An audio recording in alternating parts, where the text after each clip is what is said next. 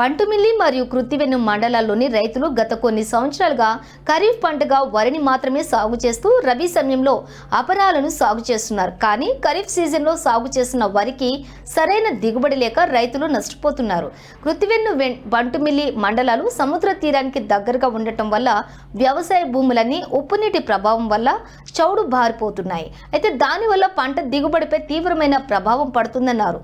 ఈ రెండు మండలాలకు ఖరీఫ్ మరియు రబీ సీజన్లో వరి పంట వేయటం వల్ల భూమిలో ఉప్పు నీటి శాతం తగ్గి పంట దిగుబడి పెరిగే అవకాశం ఉంది. కానీ ఆ దిశగా ప్రభుత్వం రబీ సీజన్లో వరి పంట వేయటానికి నీటిని విడుదల చేయకపోవటం వలన రైతులు తీవ్రంగా నష్టపోతున్నారని, వారి సమస్యని స్థానిక ఎమ్మెల్యే దృష్టికి, జిల్లా కలెక్టర్ దృష్టికి, జిల్లా వ్యవసాయ అధికారులకు తెలియజేసినను వారు కూడా సరైన నిర్ణయం తీసుకోకుండా ఈ సంవత్సరం కూడా అపరాలను సాగు చేయాలని ఆదేశించడం జరిగిందన్నారు.